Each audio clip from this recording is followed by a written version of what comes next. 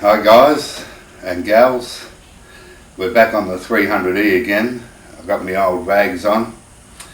Last week I put the correct air conditioning compressor on the car, and when I finished and went to tension up the drive belt, the tensioner wouldn't adjust anymore, and I think the adjusting screw is stripped out. So today we're going to change the tensioner on the drive belt. Since this car probably never had the tensioner changed or anything before, we're going to change the lot.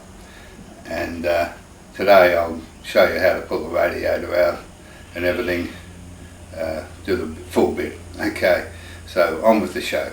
First thing you do is jack the car up and put a couple of stands at the front. Then you get a bucket under the car here, and you undo the lower radiator hose, which is just here. So I'm going to undo that and dump the water in the bucket. Next we get a 10mm socket and undo this clamp here that holds the transmission line up to the radiator. Right, next we get a 19mm spanner and we undo the transmission lines into the radiator up here at the top, and another one down here at the bottom. Next we remove the overflow hose here, and I'll undo the top radiator hose. Taking off the top radiator hose, now I'll undo this radiator hose. I'll just do it from this side. Next I'll undo this clip here and the clip down in here, which holds the radiator shroud in place. Then we lift up the shroud and kick it to the back the best we can, out of the way. Then I'll undo the radiator clips here and here, and then we can lift the radiator out. When you're doing this, you usually find that you've got to get under the car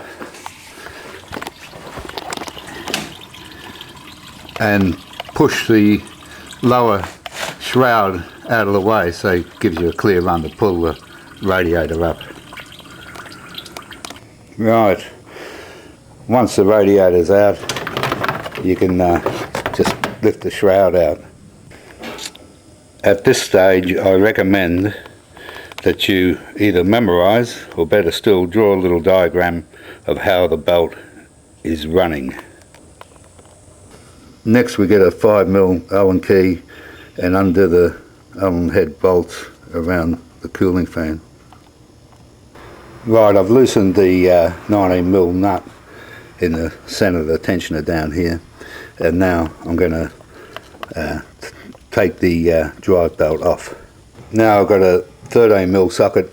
I'm going to take off the pulley for the water pump. Okay, now I've got to take off the pulley for the power steering pump, so I can get at these bolts down here, and the one down here behind the fan there, but I can't pull that off. Anyway, I'll take off the power steering pulley. Right, now I undo the 3 bolts and the centre bolt. Centre bolt here, there's a bolt here, a bolt down there, and another bolt just over here, which I'll probably do with a spanner. So I'll undo those and see if I can pull the unit out.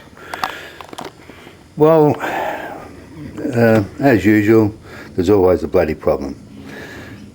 You can see I undid these top screws here, and I've been trying to undo the nut down here.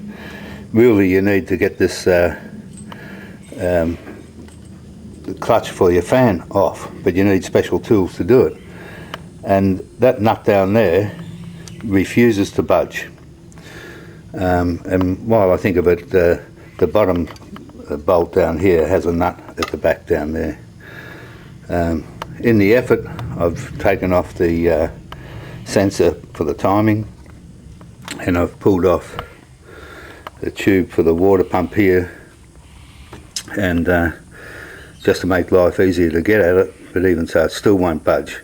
So what I've done, I pulled off the shocker. The thing is loose down here now, the tensioner. I'll just bend this out and pull the thing out and replace it and be done with it. So I'll pull that out. While I have the tensioner out, I can see the thread is stripped up here. That's why I couldn't get any tension on the belt.